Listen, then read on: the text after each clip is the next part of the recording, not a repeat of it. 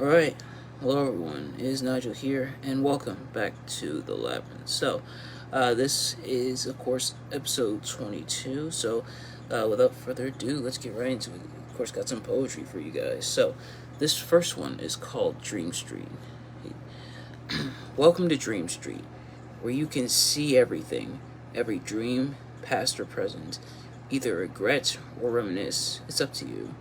Dreams of youth, dreams of wealth, of hurt, of healing, all of it is here on Dream Street.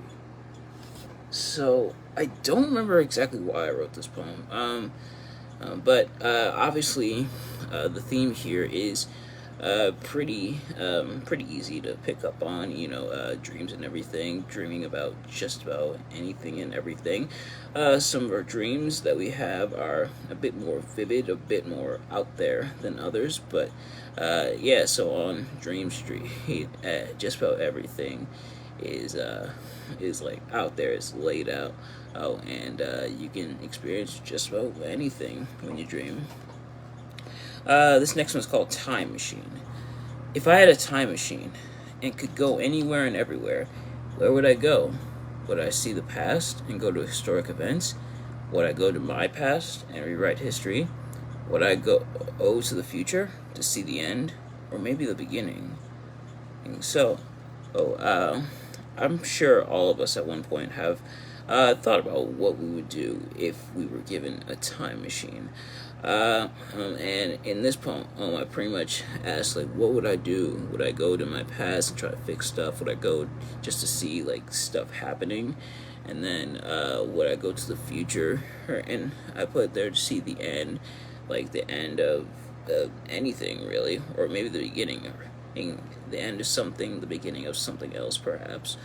It's left open-ended, sort of up to interpretation, but of course, time travel has been something that's been debated for a while. The laws of it debated for a while, but but I think it's pretty interesting, especially to see here. And this last one is called Heliocentric, and this is by Keith S. Wilson. I'm striving to be a better astronaut, but consider where I'm coming from. The exosphere, a desk where the bluest air thins to a lip. Impossible to know the difference from where I sit in space.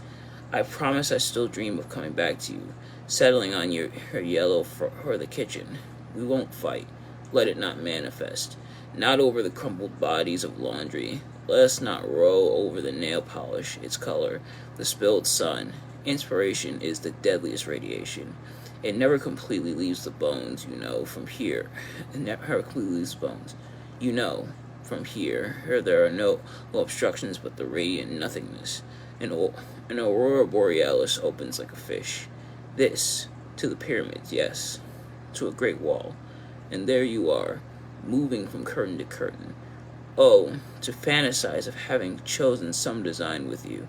But the moon's over Jupiter, but asteroids like gods deadened by the weight of waiting.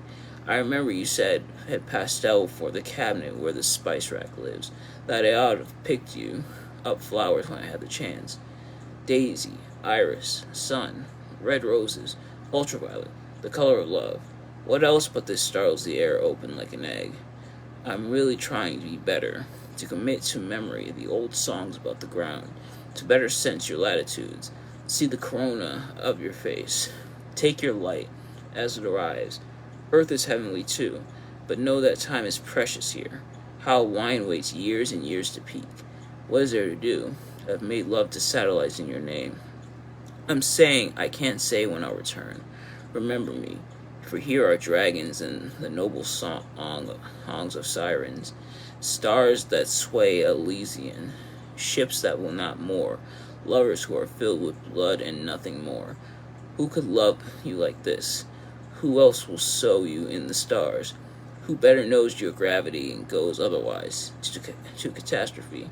I've schemed and promised to bring you back a ring from Saturn, but a week passes, or doesn't manage. Everything steers impossible against the boundless curve of light. Believe I tried for you. Against space, time takes almost everything away. To you, for you. A toast to the incredible.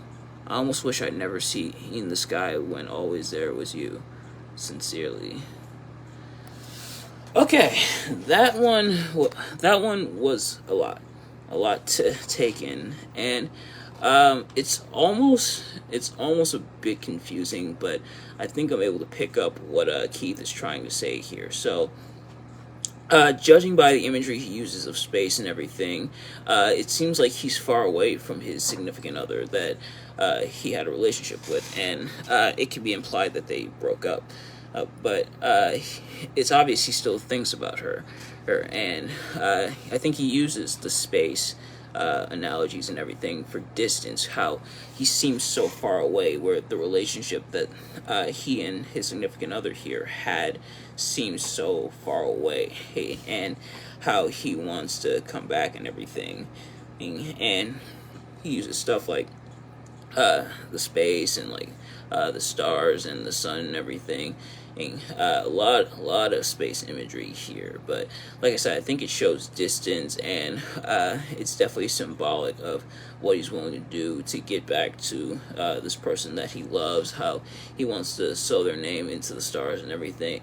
So it is quite a bit, but there is a lot of imagery here, and imagery is something that I think is okay, but when used right. And I think for the most part it's used right here. I think imagery, if it's taken too far and it's not like too clearly laid out, how the thoughts and the message that's supposed to be conveyed through the use of imagery can get lost. And I feel like it almost gets lost, but if you really look at it, I think you start to like realize what's going on. There's some things you can piece together, but still a pretty good poem. But yeah, so that is going to do it for this episode. Thank you all so much for watching, and I will see you guys later. Peace.